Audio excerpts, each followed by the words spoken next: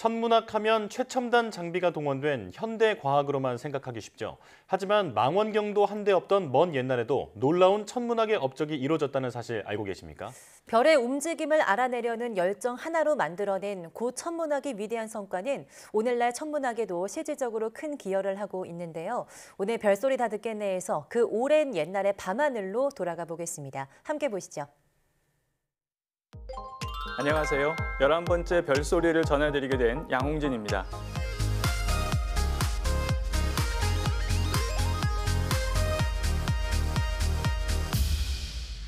오늘은 우리나라 고천문 역사에 대한 별소리를 전해드리겠습니다.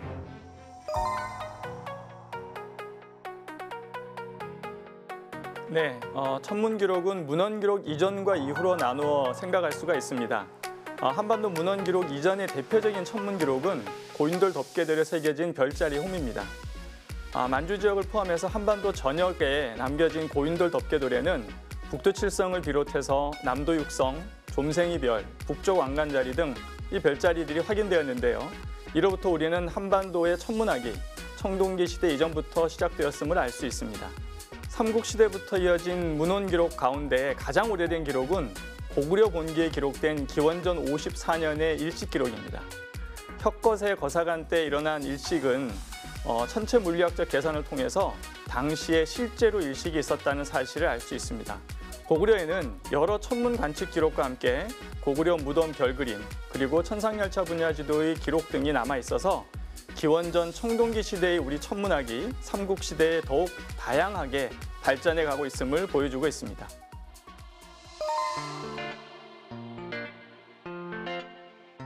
네, 우선 고천문학을 연구하는 저에게는 모든 기록이 특별한데요. 그중에서 동서양의 천문학자 모두에게 눈길을 끄는 기록이 바로 별 폭발 기록, 즉 초신성 기록과 헨리에성 관측 기록을 예로 들 수 있을 것 같습니다.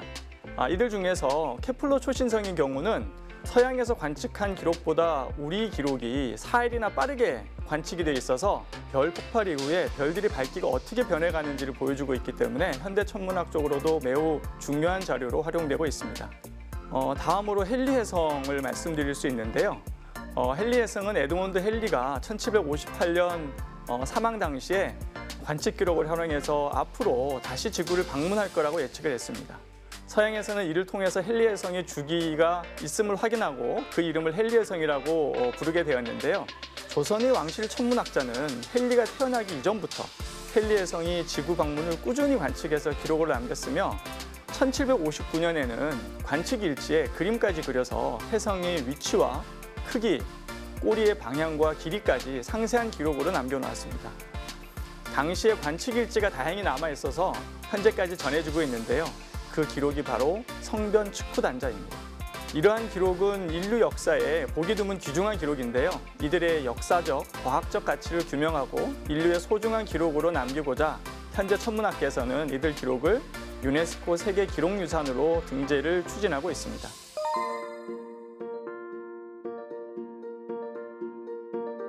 네, 사실입니다.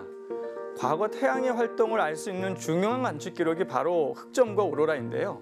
고려사 천문지에는 해 가운데 검은 점이 있었는데 크기가 오얏, 계란, 복숭아, 배만 하였다라는 내용이 남아 있습니다. 이 기록이 바로 흑점 기록인데요.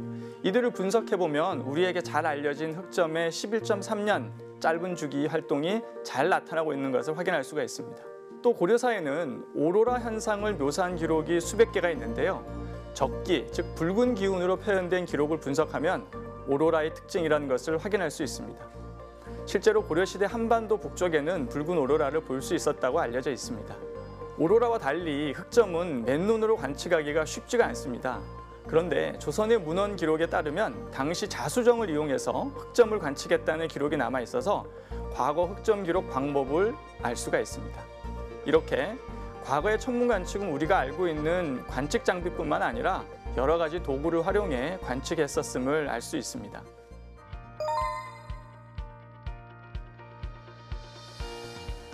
네, 과거에 기록한 천변 기록은 현대 천문학 연구에 중요한 가치를 가지고 있는데요. 첫 번째는 앞서 설명드린 대로 천체의 장주기 현상을 연구하는 경우입니다. 현대 천문학은 중세 이후 서양에서 시작한 관측 천문학으로부터 시작되었기 때문에 중세 이전의 천문 기록이 남아있는 경우가 많아서 우리의 역사 기록은 천체의 장주기 변화 연구에 중요한 연구 자료가 됩니다. 대표적인 연구 성과로는 태양의 흑점을 활용한 태양 장주기 변화 연구와 기후 변화 연구, 유성과 유성 후의 장주기 변화 연구를 통해서 알아낸 태양의 진화 연구 등이 대표적이라고 할 수가 있습니다. 두 번째는 별이 폭발하면서 급격하게 밝기가 변하는 천체를 연구하는 경우입니다. 현대 천문 관측 기록의 경우 역사가 길지 않은 관계로 우리는 별의 폭발 기록을 직접 관측한 사례가 많지 않습니다. 그러나 2000년 이상의 우리 역사서에는 다양하고 많은 기록을 통해서 별의 폭발 기록을 찾을 수가 있으며 폭발 당시의 모습이나 밝기 변화도 알 수가 있습니다.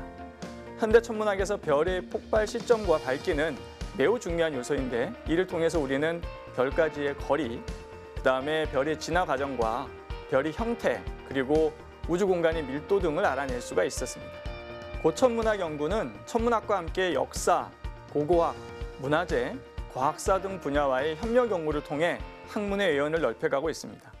우리의 고천문 역사와 가치를 더 많은 사람들에게 알릴 수 있도록 많은 응원 부탁드리며 이상 오늘의 별소리를 마치겠습니다.